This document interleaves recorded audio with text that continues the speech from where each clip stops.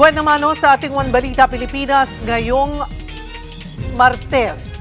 Impeachment complaints laban kay Vice President Sara Duterte nakasalang na sa House Committee on Justice. Umano'y bagman ni VP Sara na si Ramil Madriaga umattend sa hearing.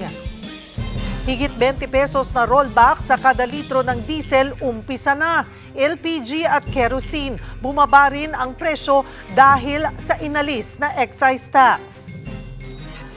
Department of Labor and Employment o DOLE may tulong din sa mga apektadong tsuper. Tupad tuloy pasada program, pag-uusapan natin mamaya. At nag-jumping jacks na, nag-jogging pa. Pangulong Bongbong Marcos pinabulaanan ang fake news tungkol sa kanyang kalusugan. Mag-jumping jacks.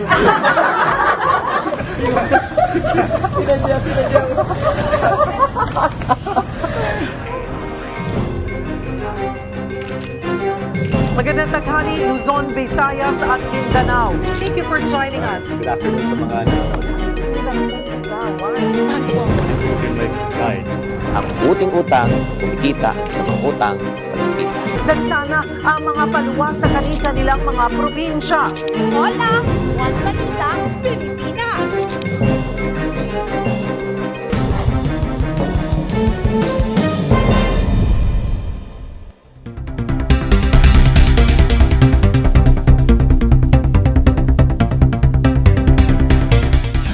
Magandang tanghali, Luzon, Visayas at Mindanao. Umarangkada na ang impeachment hearing laban kay Vice President Sara Duterte sa Kamara. Isa sa mga inaabangang talakayin ang umano'y planong pagpapatalsik ng mga Duterte kay Pangulong Bongbong Marcos base sa kumakalat na sulat umano ng nagpakilalang dating bagman ng bise na si Ramil Madriaga. Present sa impeachment hearing ang umano'y bagman ni Vice President Sara nga na si Ramil Madriaga, dating tagapagsalita sa DepEd at Chief of Staff ni VP Sara na si Attorney Michael Powa. Naroon din ang mga pinatawag na si NBI Chief Melvin Matibag na magpipresenta ng mga dokumento sa pagbabanta ni VP Sara sa buhay ni Pangulong Bongbong Marcos, First Lady Liza Araneta Marcos at dating House Speaker Martin Romualdez. Dumalo rin ang kinatawan ng Office of the Ombudsman para naman sa usapin ng Statement of Assets, Liabilities and Net Worth ni VP Sara noong siya ay nasa public office. Una nang naghain ng petisyon ang asawa ni VP Sara na si Attorney Mance Carpio kahapon sa Quezon City Regional Trial Court para pigilan ang pagpapasabpina sa mga dokumento. Gate niya, labag ito sa kanilang right to privacy. Pinalaga naman niya ni House Justice Committee member Terry Ridon. Isa na naman po ito doon sa mga pagsusubok ng kampo ng atin pong pangalawang Pangulo na pigilan po ang paglalabas ng katotohanan. They cannot restrain the truth anymore. At tuloy-tuloy po ito, and as soon as the ITRs are submitted to the House Committee on Justice, it will be presented in the House impeachment hearing. Hindi sumipot si Vice President Sara Duterte sa pagdinig ng House Justice Committee sa impeachment complaints laban sa bise. Para sa detalye, magbabalita si Mobile Journal, Amy Atienza. Amy, ano raw ang rason kaya hindi humarap sa hearing si VP Sara? Yes, Cheryl, tuloy-tuloy nga dito sa House of Representatives ang House Justice Committee para pagsagawa itong pagdinig para nga sa impeachment ni Vice President Sara Duterte. Hanggang ngayon ay absent pa rin si VP Sara at mariin niya kasi nga ginigit dito na isang fishing expedition ang ginagawa ng Kamara. Pero paglilinaw naman ni Justice Committee Chairperson Jerry Lubistro na ito ay paglilinaw niya na hindi ito isang trial kundi hearing lang para makita nga yung mga basihan kung magpapatuloy nga ba yung impeachment sa Senado. Bukod pa dyan, nilinaw niya na alam naman daw ng House Justice Committee na may mga petisyon na nga rin na inihain itong kampo ni VP Sara para nga doon sa pagpapatigil ng impeachment proceedings laban sa kanya. Sa ngayon, Cheryl, ay naririnig na natin yung presentasyon ni alleged bagman ni VP Sara na si Ramil Madriaga tungkol nga doon sa mga nangyari or timeline of events na may relasyon no kay VP Sara, at yun nga titingnan pa natin kung ano nga ba yung mangyayari pa dito, lalo na at may mga clarificatory questions pa na nais ibigay ang House Justice members ukol nga dito. Cheryl.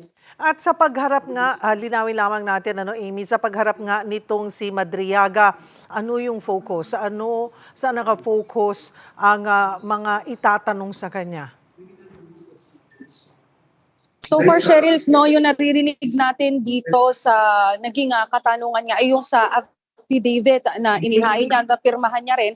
No, una, yung original copy na may 5 pages nga daw kung saan sinasabi nga no, na nakatanggap pa siya ng siya yung mismo nag-deliver ng mali-malitang pera o pondo ng confidential funds. Bukod pa dyan, pati yung statement niya na sinasabing yung 2022 electoral campaign ni VP Sara ay funded nga daw ng POGOs, pati na rin ng drug lords. So far, may narinig pa tayo dito sa supplemental naman na affidavit kung saan sinasabi niya nakatanggap din siya mismo ng around 25 million pesos mula kay dating Pangulong Rodrigo Duterte. At yun nga, tingnan pa natin kung ano pa yung masasabi niya nga hinggil dito. At maliban kay Madriaga, ano pa yung inaasahang magiging highlights nitong tatalakayin sa hearing ngayong araw? Kanina, Cheryl, narinig natin no muna yung naging pag-confirm nitong si Attorney Pantonal na siyang naging pumirma din or nag-notarize nitong mga affidavit ni Madriaga. At yun nga, excuse na siya, pero abangan pa rin natin no yung magiging talakay naman or yung magiging daloy nitong pagdinig ng impeachment proceedings kasama ang NBI para nga din doon sa mga alegasyon na naihain laban kay VP Sara. Habang sa next week naman, naabangan natin kung ano nga ba yung mapag-usapan naman kasama ang Ombudsman, maging ang SEC para nga naman dito sa impeachment ni Vice President Sara Duterte. Cheryl. Ano ang reaksyon ng komite sa hiling sa korte na TRO ng asawa ni VP Sara na si Attorney Man Scarpio? So far no, Cheryl, medyo wala pa tayong naririnig, pero tuloy-tuloy naman daw no yung mangyayaring pagdinig dito sa Kamara dahil nga ito pa lang yung una sa mga magiging pagdinig din ng House Justice Committee yung ukol dyan. Pero tuloy-tuloy yan hanggang April 22 at April 29 ay magkakaroon pa rin tayo ng pagdinig dito mismo sa Kamara kasama ang House Justice Committee para nga mapag-usapan yung mga alegasyon na inihain laban kay Vice President Sara Duterte. So yan yung mga asahan pa natin din sa mga susunod pang araw. Cheryl. At kumusta rin ang sitwasyon sa paligid ng Kamara? So far, Cheryl, handa naman lahat dito no kung sakali nga lang din no na dumating itong si Vice President Sara Duterte. So far ay medyo kalmado pa naman at syempre nakita naman natin kanina no na nabigyan nga itong protective custody itong the alleged bagman na si Ramil Madriaga, kung saan kanina ay nakita rin natin no inaalisan pa siya ng handcuffs pati ng bulletproof vest. Pagkatapos niya ay nagkaroon na nga din siya ng oath para nga dito sa pagpapaliwanag niya at pagpapresenta niya itong mga affidavit na kaugnay dito sa impeachment. So far ay handa naman itong House Justice Committee kung sakali lang may mangyari pa dito mismo sa House of Representatives. Maraming salamat, Mobile Journal, Amy Atienza. Naniniwala naman ang ilang mambabatas na pinoposisyon na si Davao City Mayor Sebastian Duterte bilang Plan B sa 2028 presidential elections. Sabi ni ACT Teachers Party List Representative Antonio Tino, maaaring patakbuhin si Baste bilang presidente sakaling ma-impeach at ma-convict ang kapatid niyang si Vice President Sara Duterte. Bukod kasi sa pagkakatanggal sa opisina, maaaring hindi na makatakbo sa public office si VP Sara. Kaya mauudlot umano ang presidential bid ni VP Sara kung sakali. Kaya ngayon pa lang ay meron ng pinoprontang Plan B ang mga Duterte, magpapatakbo sila ng isa pang kandidato at ito ay si Baste. Kaya ginawa siyang presidente ng PDP at meron pa ngayong binuong koalisyon. Ito ay para bigyan ng national platform ang isa pang Duterte.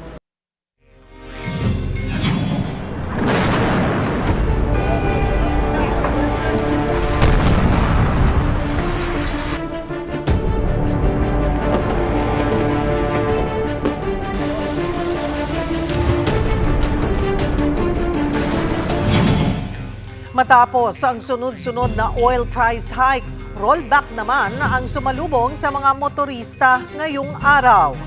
20 pesos ang tapya sa presyo ng kada litro ng diesel.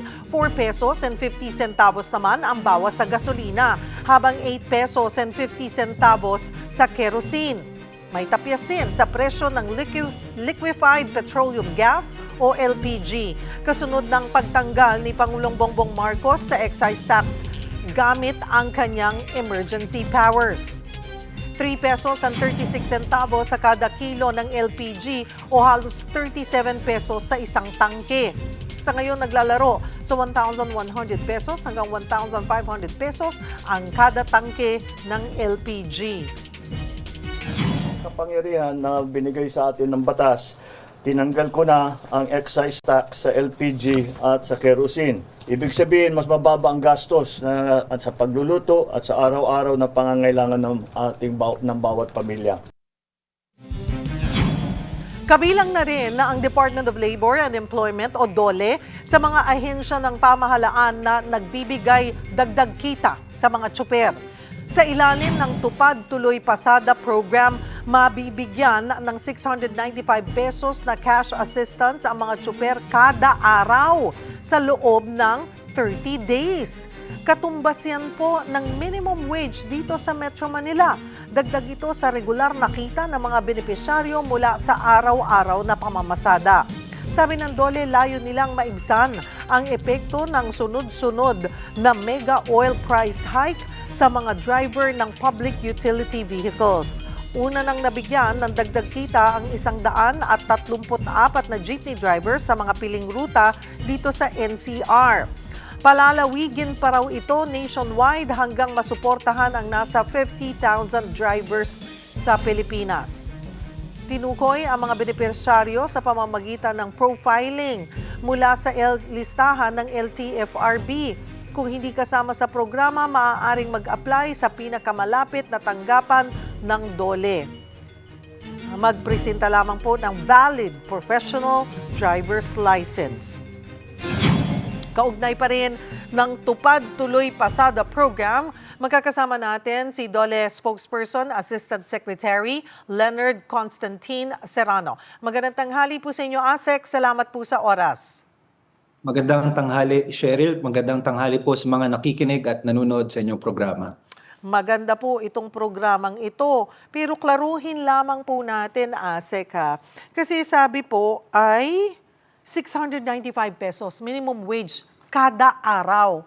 Ilang araw po ang ibibigay natin sa isang tsuper po? Total of how many days? Cheryl, salamat. Ito pong ating programa, kung banggitin ko lang rin, in partnership po ang ating programang Tupad Tuloy Pasada.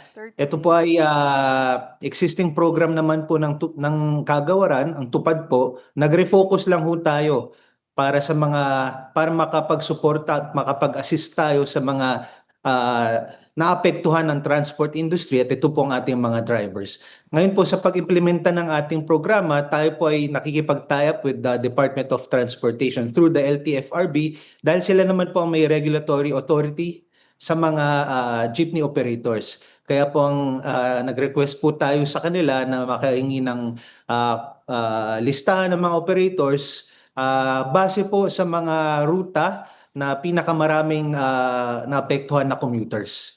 So dito po ang ating pong programa, 10 to 30 days ho yan.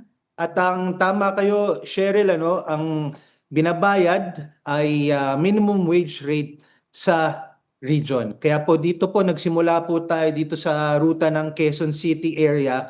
695 po ang ibibigay po sa kanila dahil 695 po ang minimum wage rate sa NCR. Okay. 30 days within ang isang driver entitled siya sa 30 days. Yes, maaari Okay. po. 10 to 30 days, depende po Ah. yan sa work program na magagawa. 10 to 30 days. Okay, chuper, drivers. Anong klaseng driver? Jeepney driver, taxi driver, ano pa ba? Lahat po ba ng drivers ay pwede basta may may professional driver's license? Oh, klaruhin ko lang, Cheryl, ang ating tupad program naman, it is existing na ho, inclusive po ito, lahat po ng mga vulnerable, marginalized at displaced, maaari pong makasama dito. Ngayon po ito, nasabi nga natin, nag-refocus lang ho tayo sa mga drivers.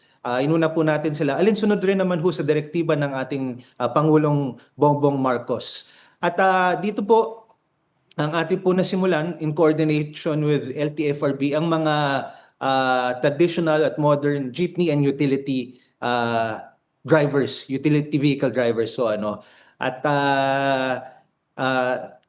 katunayan po, nagsimula po tayo kahapon, nabanggit niyo po, 134 jeepney drivers pong nakasama sa unang phase ng ating programa. Kahapon po yan nagsimula. At today naman po, nagsimula rin po tayo sa iba pang ruta. Ito po ang ruta ng Zapote, Alabang at Zapote, Baclaran. Meron naman tayong 279 jeepney drivers na nakapalo po dito po sa ating Tuloy Pasada Tupad program. Pero paano po, so LTFRB ang mag-specify po sa inyo kung saang ruta at sinong mga drivers po ang mabibigyan or qualified dito sa Tupad program? Yes, Cheryl, ang ating usapan nakikita po kasi nila dati na kumukonti na ho ang nagpapasada. Dulot ng pagtaas ng presyo ng diesel, talagang medyo nababawasan na po yung pumapasada dahil hindi na ho kinakaya ng expense nila. Paminsan, kulang-kulang ang kanilang kinikita, meron pa baka negative pa dahil nga sa taas ng presyo ng diesel. Kaya po ito pong nakita po natin programa in time po DOTR, LTFRB, tinitingnan po kasi natin ang importansya ng tuloy-tuloy na serbisyo, tuloy-tuloy na pamamasada ng ating mga tsuper. Dahil ito po, actually, tinitingnan po natin ang epekto nito, direktang tulong po sa mga driver at the same time, nakakatulong rin po ito sa ating riding public. Tinitingnan ho natin, it could also help keep the economy moving dahil po tuloy-tuloy po ang ating transportation system. So ayan po naman ang ating coordination. Kaya nauna pong tinignan ng LTFRB yung mga maraming ruta, ang mga ruta na maraming sumasakay. At ang listahan po nila na ibibigay sa atin, ito po ay coordinated with the operators na under their jurisdiction naman po and authority. Tapos po, pag nabigay po ang listahan ng mga drivers po sa atin naman rin pong sinasala through our profiling and validation system para po makasama po sila dito po sa ating Tupad program. So, hindi po porket nasa inyo na po yung listahan, pasok na kagad yung driver. May profiling pa. Anong klase pong profile ang tinitignan para mapasok siya or baka matanggal po doon sa listahan considering na jeepney driver nga po sila? Ayun naman po, Cheryl, may mga base po sa ating existing guidelines at pinalawak po actually ng ating supplemental guidelines para lang po dito sa Tuloy Pasada program. Meron po kasi tayong mga provisions dyan na sa pagiging inclusive ng ating programa, syempre dapat isa-isang pamilya po makakakuha, dapat po 18 years old, may valid ID, yung mga ganun simpleng bagay lang naman po ang tinitignan natin at kinakausap po sila para po ma-explain po sa kanila na ito ang ating programa. Gaano po karaming drivers ang target po na makinabang dito po sa Tupad program ng DOLE? Cheryl, meron pong mga sa aming pag-coordinate with LTFRB, meron po tayong 4 na phases para ho dyan at ating pinapalawak pa. Nung po sa initial na usapan po natin, around 55,000 drivers po makikinabang. Kasi po, mabanggit ko lang po, Cheryl, meron po tayong na-allocate na 1.2 billion of the Tupad funds, focusing po dito po sa ating mga drivers. So yun naman po ay initial lang po at sa amin pong pag-uusap that is around 55,000 po. Banggitin ko lang rin ho Cheryl, actually itong umaga lang po nakipag-usap po tayo ang ating mga regional directors pati po ang regional directors ng LTFRB at para po matingnan kung paano po maiimplementa ito naman pong ating Tuloy Pasada Tupad program sa bawat rehiyon. Kasi ang intention po natin sa kada phase ng ating implementation ay masama rin po ang it is nationwide, masama po ang bawat rehiyon dito. Klaruhin ko po ulit, Asek, kasi kagaya niyan, kahapon nasa around 134 na drivers. So yan, nakakuha ng tig si 695 pesos each. Kailan po yun ibinibigay? Paano yung bigayan? At paano rin nila malalaman, kailan nila malalaman kung makaka-second day pa ba? Pwede pa ba silang huminit ng another 695? Makakakuha pa ba sila ulit ng tulong for the next several days na sabi nyo nga, at least 10 days to max of 30 days? Yes, kasama yan, Cheryl, dun sa ating pag-uusap sa kanila, sa profiling, pati po sa orientation. So para po dun sa unang 134 tupad beneficiaries natin, sila po ay babiyahin ng 20 days. At napag-usapan at na-explain ho sa kanila, ito araw-araw ho ito, dun sa kanilang ruta. Mga sample po ng ruta dyan is from Lagro to Anonas, Aurora, Lagro to SM North EDSA, meron din po yung from Fairview to Cubao Arayat at Fairview to Cubao, New York. So ito po araw-araw po yan for 20 days. Yun po ang kasunduan natin sa kanila. At bukod ho dyan, yung nabanggit nyo ho o natanong nyo na kung kailan nila makukuha, ito po ang kanilang sweldo. Ito po ay maibibigay po sa kanila base sa ating guidelines po every 10 days of work ho nila. So in 2 weeks ho nila makukuha ito. At ito po, meron po tayong proseso para ho dito. Nabibigay po ito sa money remittance ho yan eh. Para sa, doon po, diretso ho nila makukuha through the system. Paano po ang monitoring kung talagang bumabiyahe din sila? At saka yung oras, yung haba ng kanilang biyahe.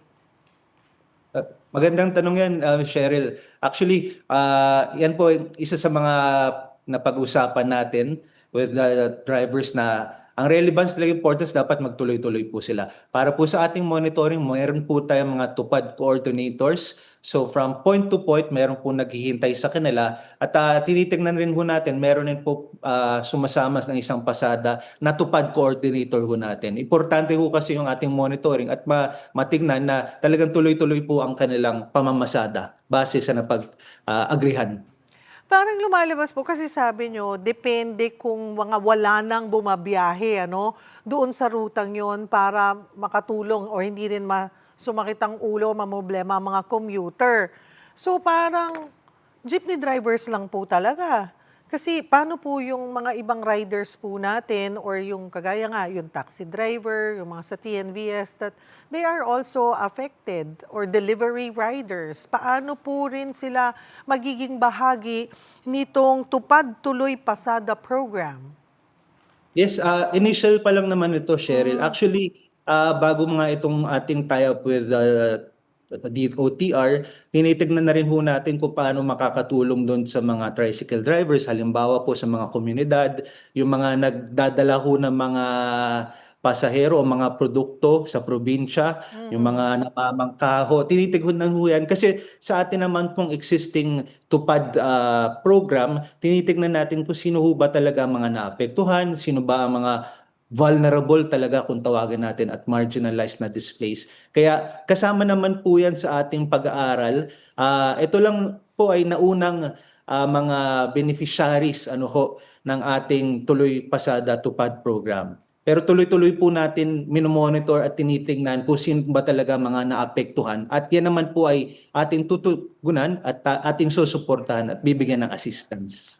Kasi sabi nyo nga po ay depende yan sa LTFRB na sana maayos din or mabilis din yung kanilang pag-specify or pagsabi doon sa mga lugar na apektado yung mga pumapasada, and this will be nationwide. I mean, baka po kasi umasa yung mga drivers po natin sa iba pang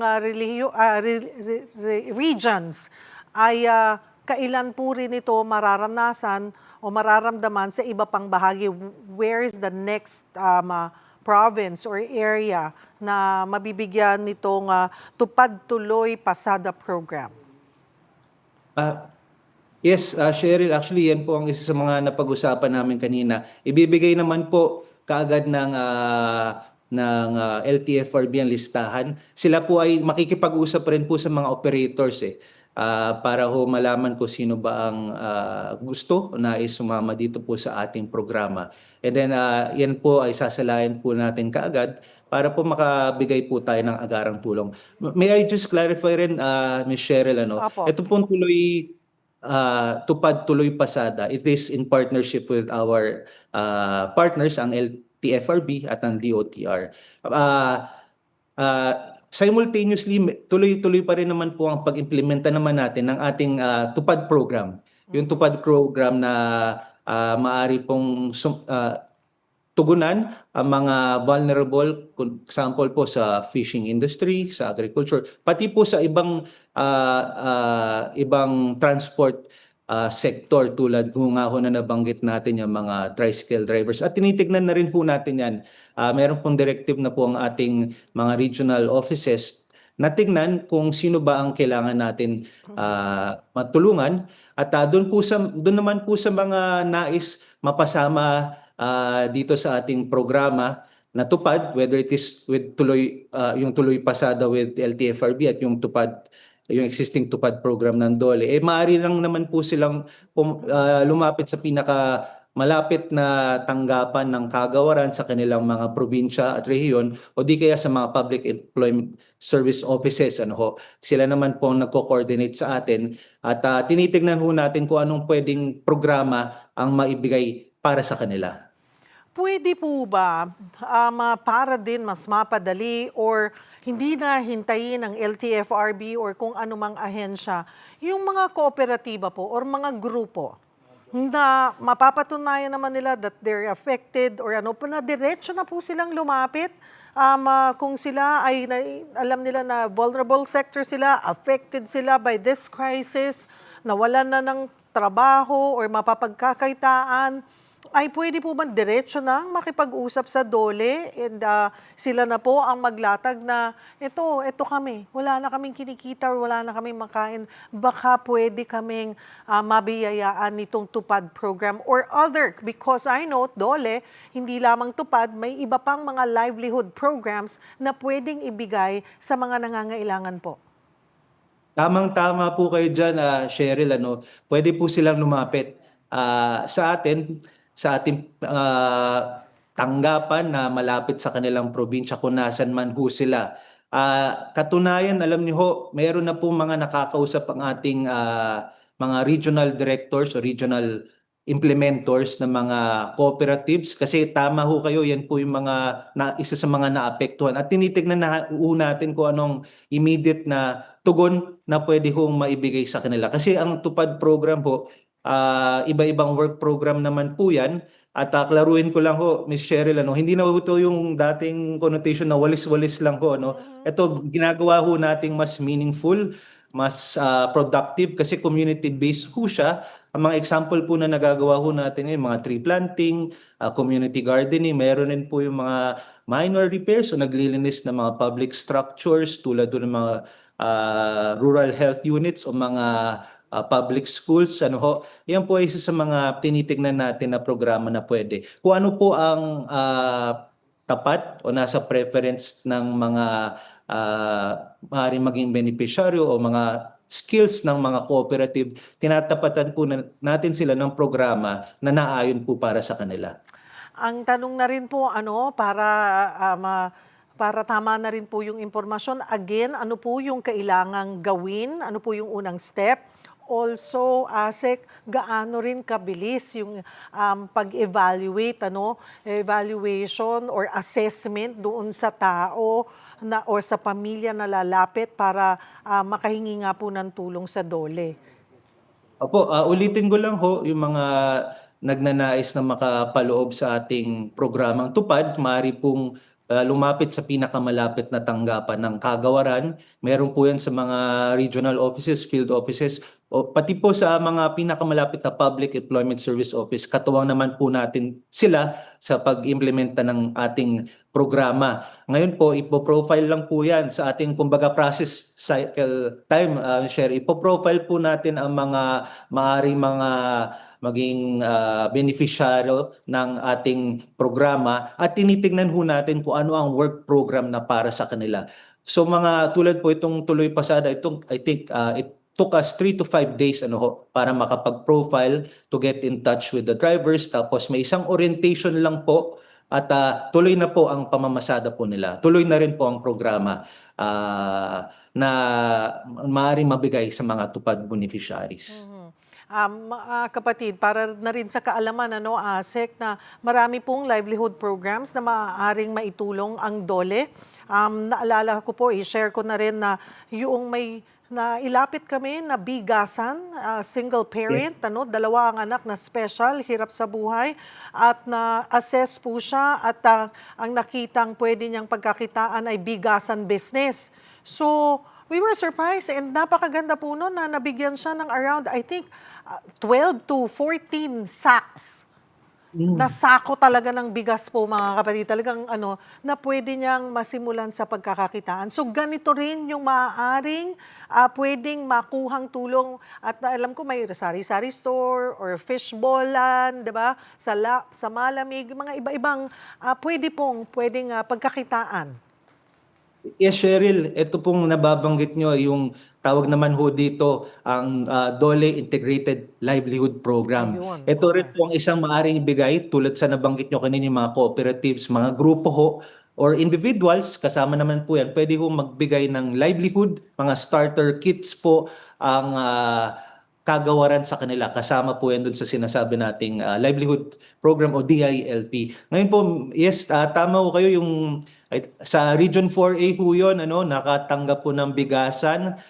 Meron ho yata isa rin tailoring, tuloy-tuloy yan. Pero ngayon, sewing Yes, machine, ASEC. yes, tuloy-tuloy ho ang kanilang hanap buhay. Alam niyo ho, ito po maganda rin ho itong livelihood na nabibigay ho natin. Bagamat hindi naman siya ganun kalaki, pero it gives something that is sustainable sa ating mga kababayan na nangangailangan. At gaya ho na nasabi natin kanina, it depends po sa preference nila, sa ano ba ang interest nila. Kaya po yung nabigay po, meron po yan, sample po yung sa bigasan, meron din po yung sa tailoring, yung sa mga sewing. Para starter kit po yan. Maaari rin po makapaloob ang ating mga kababayan dito sa ating programa. Pero sana, ASEC, pakiusap po ng marami din ay sana mas mabilis din yung paggagawad or pag-evaluate po sa kanila. I know very limited ang tao ng DOLE kasi baka mamaya sa pag-uusap natin to magdagsaan na sila lahat dyan at mag-avail. Pero but hindi naman po natin pwede isara mga opisina, basta sabi nyo nga sa mga regional office, bukas po ang DOLE. Siguro po, ASEC, panghuli ay yung inyong mensahe sa mga kapatid natin. Well, this is, hindi po madali itong pinagdadaanan. Hindi lamang sa mga tsuper, pero sa lahat po dahil nagtataasan ng mga bilihin. Ano po ang, again, maitutulong ng DOLE sa ating mga kababayan? Oh yes, Cheryl. Alam niyo, dito po sa ating nararanasan, lahat naman po tayo ay medyo nakaka-experience ng medyo kahirapan. Pero tayo naman po ay nakikisa sa lahat po, sa lahat ng ating mga kababayan. At ang mga programa, serbisyo ng kagawaran ay bukas po, tuloy-tuloy po nating inimplementa. Lahat, inclusive po ito. Linawin ko po, inclusive po ang ating mga programa, basta naman po mag-satisfy na kayo po ay qualified beneficiary based on our existing guidelines. Makakaasa po kayo na agad-agad ang ating tulong. Ito po mga nabanggit natin kanina, mga social protection programs. Immediate assistance po ito para sa ating mga kababayan na nakikita natin nangangailangan ng tulong at nais natin maibigay ito kaagad dahil ito pong panahon na ito ngayon ay talagang kailangan ng tulong ng ating mga kababayan. Marami pong salamat sa inyong oras, ASEC Leonard Constantine Serrano ng DOLE. Samantala, sinimula na ngayong araw ang pilot rollout ng fuel subsidy para sa mga public utility jeepney dito po sa Metro Manila. 10 piso kada litro ang subsidy na yan mula po sa pamahalaan. 52 gasolinahan ang accredited na lumahok sa programa. Ayon kay Energy Secretary Sharon Garin, mga jeepney muna po ang uunahin ng programa at palalawigin sa iba pang PUV. Aarangkada ng 3 buwan ang subsidiya. Pwedeng mag-claim ng discount ang mga driver ng hanggang 150 liters kada linggo o katumbas ng matitipid na 1,500 pesos sa pakargang diesel. Ipinatupad daw ng DOE ang limitasyong yan para maiwasan ang pang-aabuso sa discount. Nasa 18,000 jeepney drivers ang inaasahang makikinabang sa pilot program. Hindi pa rin nakatatanggap ng cash aid ang ilang mga tsuper ng jeepney at tricycle na bigong makakuha noong mga naunang payout. Magbabalita live mula sa Marikina, si Mobile Journal Jazz Paredes. Jazz, bakit? Cheryl, nagsimula na nga ang special payout ng DSWD para sa mga unclaimed at additional cash relief assistance para sa TJ at todo drivers dito sa Marikina City. Yun nga lang, may mga umuwi pa rin walang nakuha ayuda. Simula alas 7 ng umaga kanina, dagsana ang mga tsuper ang Marikina Sports Center. May libreng pagkain at inumin para sa mga tsuper bago pumasok sa Sports Center. Dadaan sila sa verification and validation upang i-check ang kanilang driver's license at i-verify kung nakalista ang kanilang pangalan. Pagkatapos ay pwede na silang pumila sa payout. Pagkakuha ng 5,000 cash relief, pipicturean sila bilang patunay na sila mismo ang nakakuha. Inaasahang nasa 2,600 na mga TODA at PUJ drivers ang mabibigyan ng 5,000 cash relief assistance ngayong araw. 659 dyan TODA habang 1,941 ang JODA. Sa kabila nito, marami pa rin ang umuwing hindi nakapag-claim. Halos mapuno ang help desk ng iba't ibang concerns ng mga driver. Gaya ng grupo ng mga babaeng operator na nakalista, ngunit walang driver's license. Pakinggan natin ang kanilang pahayag. Ano ibibigay kong driver's license? Hindi nga ako driver, operator nga. Hindi lahat ng operator merong driver's license. Meron ng binabanglistahan, may allocation, may budget. Bakit hindi i-release sa amin? Nagbaba na kami ng boundary namin. Ang problema namin, yung ibang mga driver, ayaw din magbiyahe kahit nagbaba ng boundary kasi mahal pa rin ang gasolina. So parang naiipit din kami, bakit hindi kami bibigyan. Bukod pa dito, may ilan na dismayado dahil sa pangalawang beses na silang wala sa listahan. Habang ang mga discrepancy sa pangalan na reschedule dahil hindi makakapag-release ngayon ng Certificate of Oneness. Pakinggan natin sila.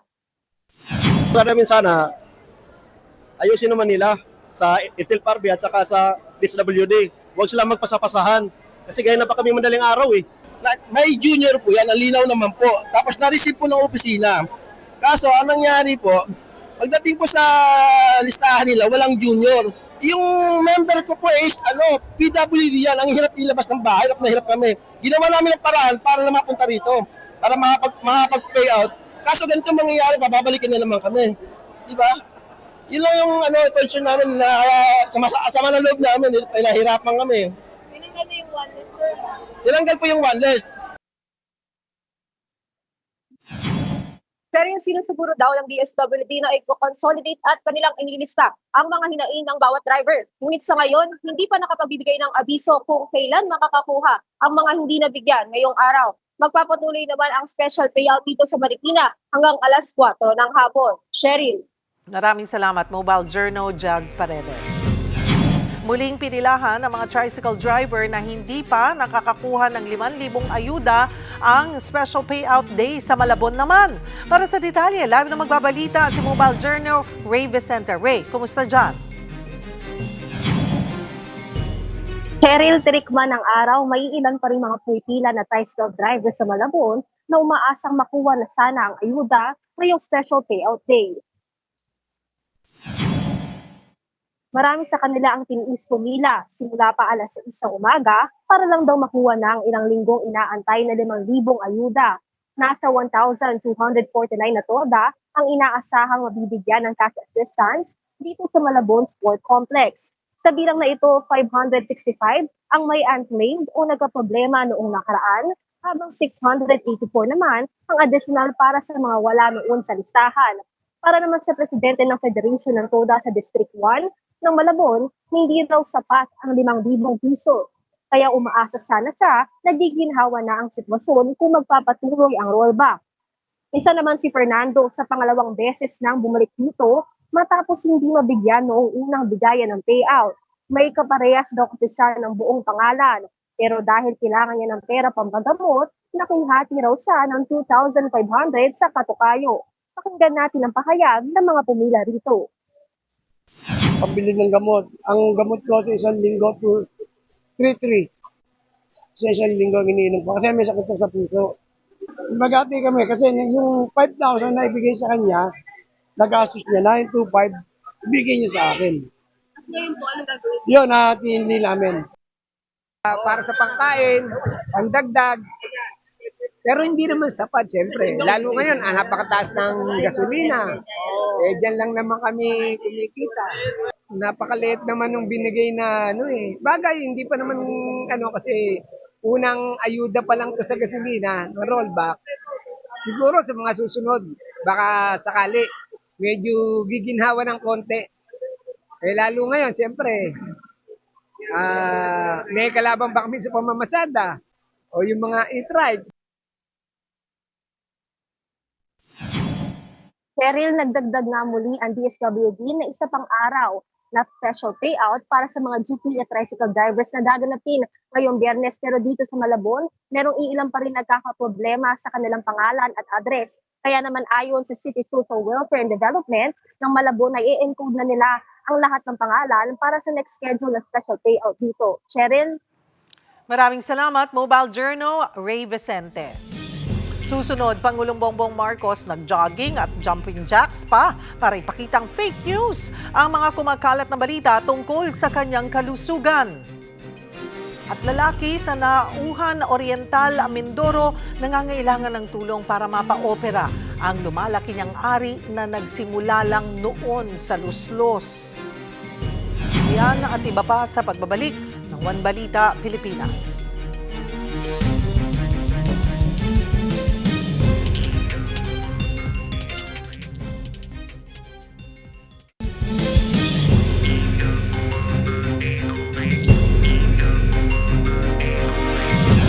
Naaresto na ang isa sa 3 suspect sa pagpatay sa mag-asawang negosyante sa Zamboanga City. Pag-amin ng suspect, inutusan lang sila. Para bigyan ng mukhang balita, Mobile Journal, Kayla Makantan.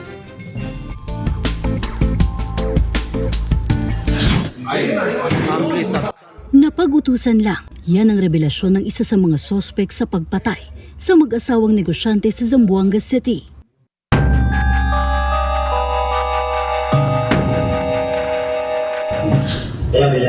Pasado alas 5 ng umaga nitong 10 ng Abril, pumasok sa Zara Digital Printing and Internet Cafe sa Barangay Zone 4 ang 2 binata para magpa-cash out ng halagang 400,000 pesos. Sa CCTV, kitang abalang mag-asawa na sina Anora Hamdan at mister niyang Lebanese na si Fahed sa transaksyon.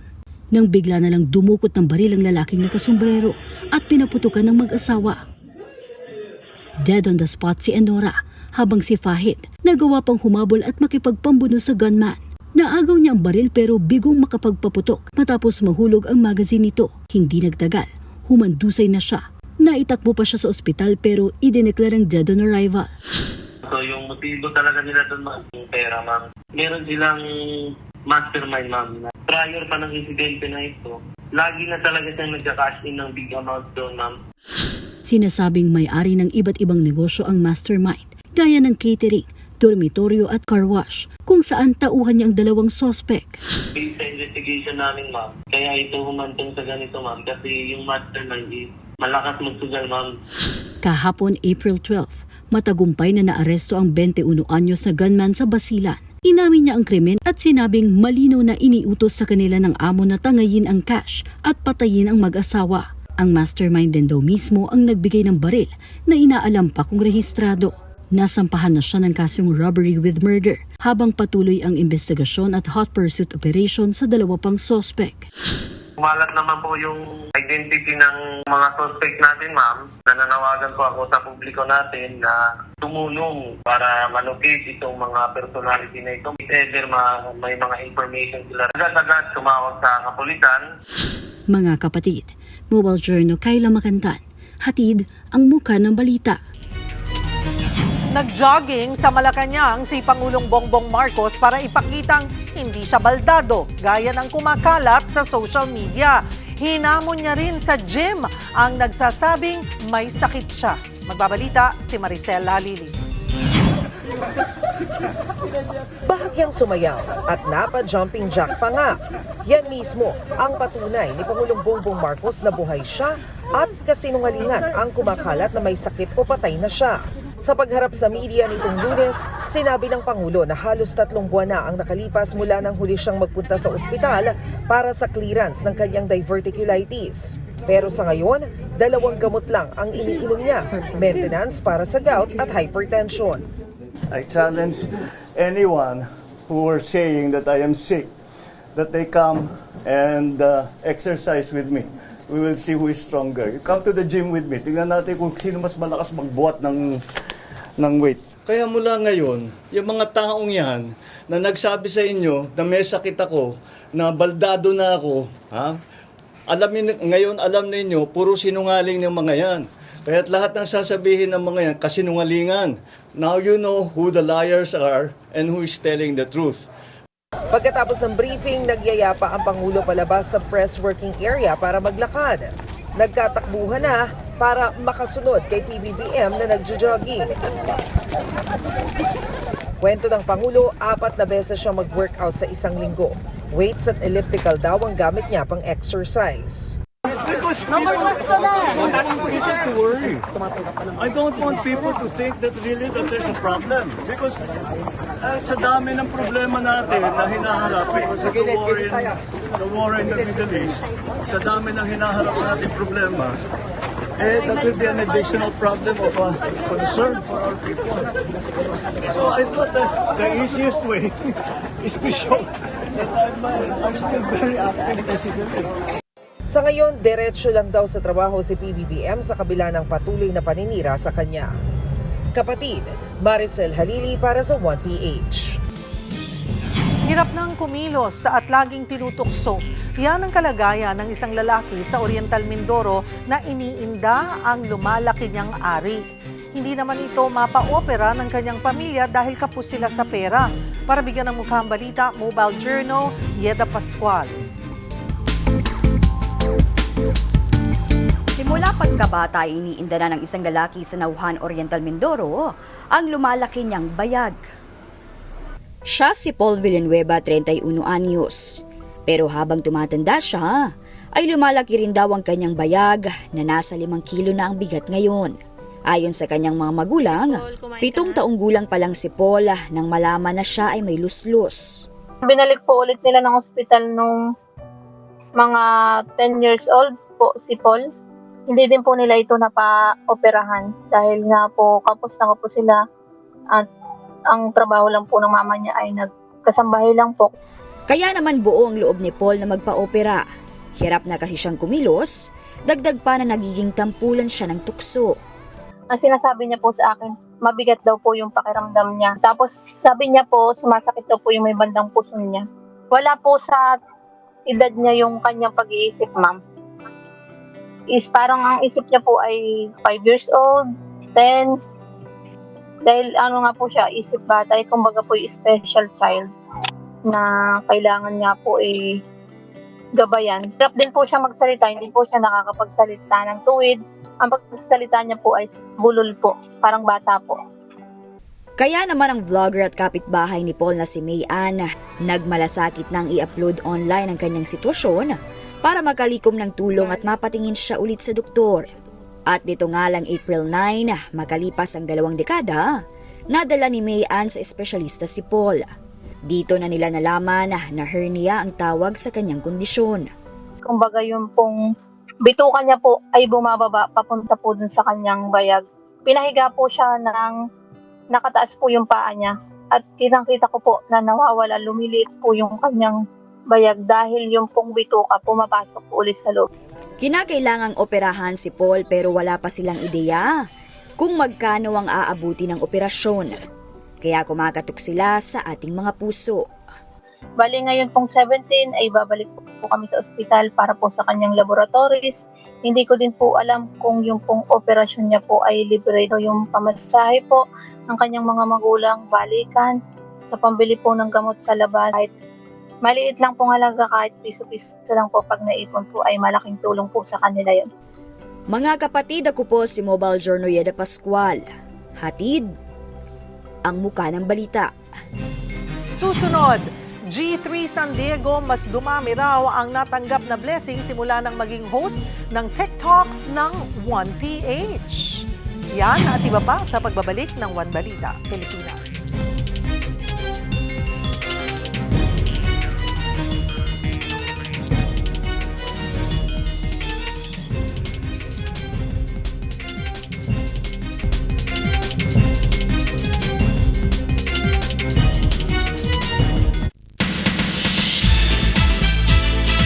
Hola mga kapatid, hashtag blessed ang TikTok's host na si G3 San Diego. From writer to on-cam, isa na rin po siyang ambassador ng isang beauty brand. Narito po ang report. People do not understand. Viral, controversial, at full of sense. Yan ang kapatid talk show na kinahuhumalingan ngayon ng bansa, ang TikToks. At sa brand ambassador ng isang beauty brand, ang host na si G3 San Diego, na dumami lalo ang blessings since the show started. 20 years na top writer ng mga teleserye si G3 at now lang siya nag-on-cam, kaya it took a while to adjust. Hindi kami na-expect na yung mga sound bites na mag-viral siya, ganyan. And then sometimes na misinterpret, sometimes, nababash ka, ganyan. And I'm not used to it. But now, I don't care. Now on its third season, tumindi pa lalo ang topics nila kasama ng kanyang co-hosts na sina Pat P. Daza, Alex Calleja, Rufa May Quinto at Corina Sanchez. TikToks is basically about slice of Filipino life. Mas malapit na kami sa mga topics ngayon. So our discussions are more current, they're more up to date. So mas napipick up siya ngayon. Anong favorite topics? I love topics about relationships. Kasama naman ni G3 si Agot Isidro na grabe, senior citizen na pala ngayong taon. Magsi-60 na this July si Agot. At ang sikreto niya para maging youthful, fast walk.